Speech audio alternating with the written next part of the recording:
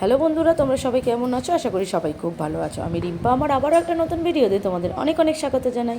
আজকে চলে এসেছি আমি রান্নাঘরে একটা চিকেনের রেসিপি। চলো কী কী লাগে দেখা যাক। সেটাতে আমার কী কী লাগবে দেখতেই পাচ্ছ। শুকনো লঙ্কা, জিরে, পাঁচফোড়ন আর একটা জয়িত্রী নিয়ে আমি ওটাকে শুকনো খোলায় ভালো করে ভেজে নিয়ে ওটাকে আমি গুঁড়িয়ে নেব।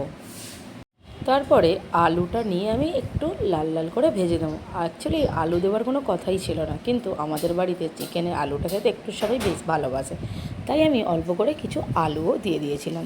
আর আলুটাকে আমি লাল লাল করে ভেজে নিয়েছিলাম, ভেজে তুলে রেখে। আর এদিকে আমি চিকেনটাতে একটু নুন আর বেশ খানিকটা টক দই দিয়ে 1 ঘন্টার মতো ম্যারিনেশন করে রেখে দেবো।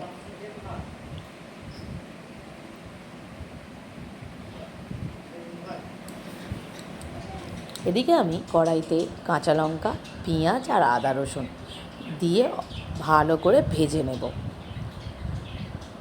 আর হ্যাঁ, মাঝখানে আমি অ্যাড করেছিলাম কাজু বাদাম। বেশ খানিকক্ষণ ওটাকে লাল করে ভাজার পর আমি এটাকে দিয়ে দেব বাটার জন্য। আমি এটা বাটতে দিলাম। আর হ্যাঁ, রান্নাটা কি করছিলাম সেটা তো বলাই হলো না। আমি করছিলাম বাটার চিকেন, তাই কড়াইতে বেশ খানিকটা বাটার দিয়ে দিলাম।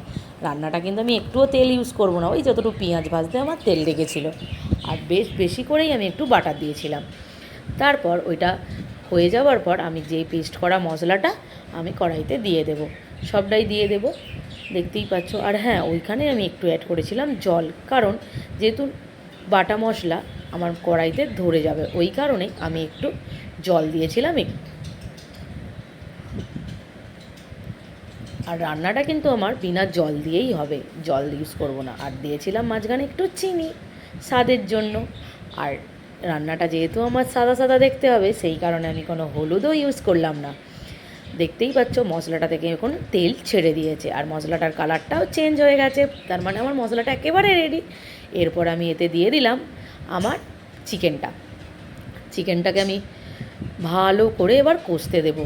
যেহেতু আমি আর জল ইউজ করব না, সেই কারণে আমি চিকেনটাতে চাপা দিয়ে দেবো, ওখান থেকেই জল চেইচা ছাড়বে, তাতেই আমার রান্নাটা হবে। আর হ্যাঁ, আমি অ্যাড করে দিয়েছিলাম আলুটা, না হলে আবার সিদ্ধ হবে না। আলুটা দিয়ে আমি চাপা দিয়েছিলাম আর লো ফ্লেমে করে দিয়েছিলাম, না হলে কিন্তু ধরে যাওয়ার চান্স থাকতে পারে।